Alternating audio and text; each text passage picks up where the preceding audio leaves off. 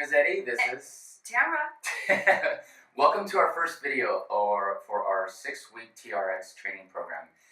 Today's video is going to happen in our home, in one of our home rooms, so we can show you how to set it up and prove to you that we can do this from home, right?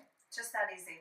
It's that easy. Okay, so this video is going to be focused on showing you how to set up the TRX, how to adjust the TRX, and how to prepare yourself for your 6-week TRX program. Got it? You ready for this? I got it. Alright, so grab the suspension trainer for me, Ben.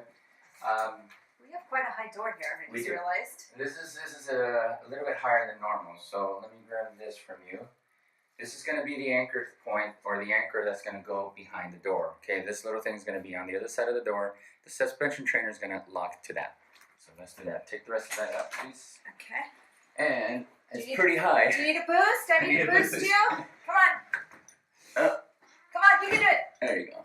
Nope, it's not all the way through. Okay, there you go. And shut. Good. Perfect. There. And the anchor point is ready.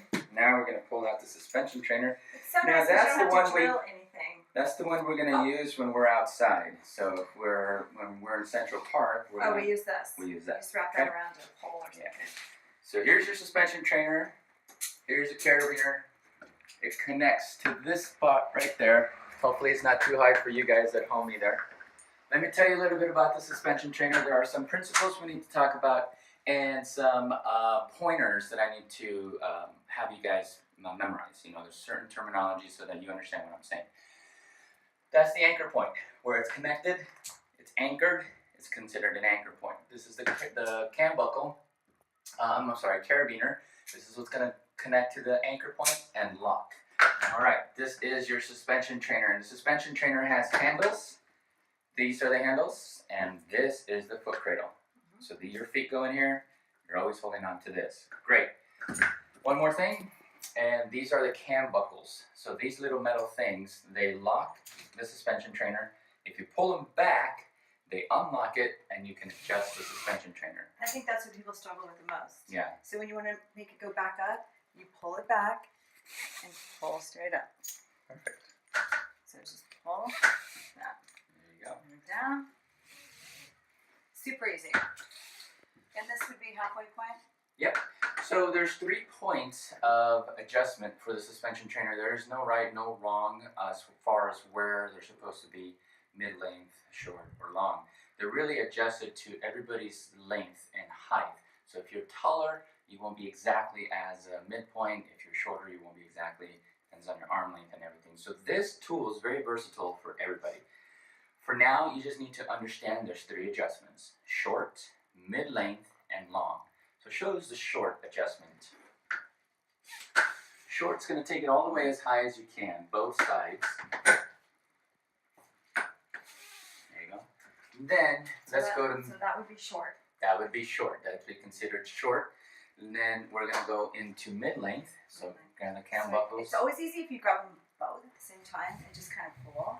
And you'll see on this one particular, there's a different color. So you know that's mid-length. Some have yellow stitching right there. This one's just gray and black. And then let's go to long. So that would be mid. Mid-length, okay. And then you have long, which means you just take it back. Take it back. Just take it all the way back. Okay. Now, one thing to remember when it comes to length, when it's short. It matters. Sorry, I had to throw that in. When it's short, it does matter. When it's short, you're going to be facing the anchor point. When it's long, generally you're going to be facing away from the anchor point. Okay?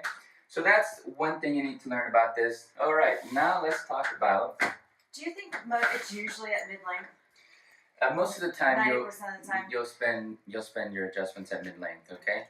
So now we're going to talk about other principles to determine the intensity. Okay. But before we go there, let's talk about stance. So let's get in a position like you're going to do a TRX mid-row. Okay. So you're going to do a row. Put your hands right here at your chest, elbows right there. All right. So she is in a position. She's ready to do a row. Now, there's a couple of options here. As she pulls herself, make sure your core is tight and your body moves like a plank. Good. With her feet together or narrow, it's going to make it a little bit more challenging. If that doesn't feel good for you, that's going to challenge your balance. I want you to give me a wider stance. This is going to adjust it so it's easier on you to focus on the row and not so much on your balance. But if you really want to balance, go ahead and take your feet together and 1 foot in the air. Good. This is really going to focus on your challenge because you're using your upper body, your core, and your legs. So keep this leg straight to really focus on where the balance challenge is, okay?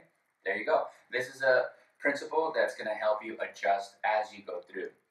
If you're not feeling comfortable with your balance yet, this will help you improve your balance. It will help you improve your strength.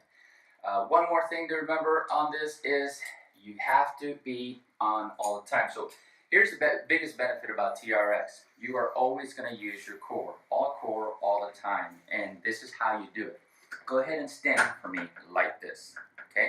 So imagine this is a plank, and she is on the ground. Her elbows or forearms are on the ground, right? And you're on a plank position. Your body is straight, and you're doing a plank. Now, how do we activate these?